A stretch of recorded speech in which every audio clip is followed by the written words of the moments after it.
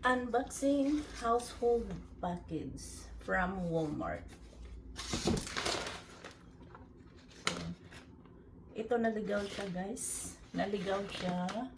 Nilagay nila sa ibang address.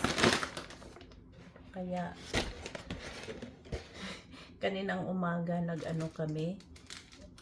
nagsubay kung saang bahay nila. Kasi pag nagdi-deliver sila, guys, pinipicturean nila ang package, tapos i-notify ka na your package is delivered. Ngayon, sabi na, pagka mayroon na kaming notification, takbo kami sa harap ng bahay kung nandyan. Minsan, dinideliver nila sa pinto mismo, pero kapag depende sa driver, doon lang sa driveway, tungtong lang nila doon kung saan. Pagka hindi naman siya nasisira, pinabayaan lang namin. Pagka nasisira, kukunin talaga namin kasi nagde-deliver sila up to 8:30 ng gabi. So na-deliver ito kagabi is 7:30. Ito, iba ang nag-deliver nito. 7 o'clock ito dumating kagabi. Nagulat nga ako, nagluluto ako dito ng dinner. May kumatok, nakita ako dito sa kusina kasi gabi na nga. Nag-iilaw na ako. So nakita niya ako, may kumatok. Sabi ko, sinong kumatok ng ganitong oras?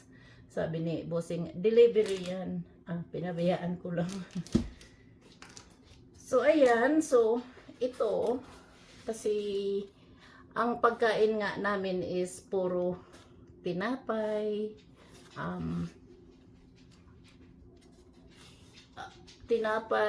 tortilla, kaya pati yung dog ko mahilig sa bagel. Malakas siya sa bagel, guys. Gusto niya yan pang snack. Nag-order kami ng yeast. Mabilis maubos ang aming yeast. Yan. Okay lang siya orderin, guys, kasi may account na kami sa Walmart. Free shipping. O diba, nakakatipid na kami ng gas papunta doon. Malayo ang Walmart sa amin, guys. Ang laki-laki ng sasakyan namin. So, balikan siya is isang ganon gas na. O diba, nakatipid na tayo ng $5. So, ayan. Machine ang binibili ko. Machine yeast.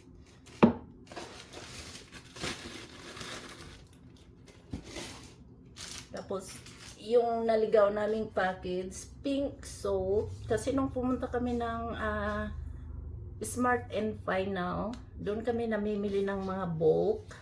Kagaya ng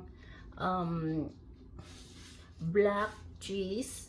Kasi gusto namin, ngayon na may edad na kami, or bumabata na kami, gusto namin yung cheese, yung black. Kami na lang ang mag-shred kasi mas siya, healthy.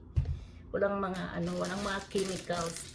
Hindi namin alam, sa buong buhay namin ang binibili namin yung shredded na. Hindi pala, marami palang chemicals yun. Kaya pala hindi nagdikit-dikit kasi may nilalagay sila doon para hindi siya dikit-dikit.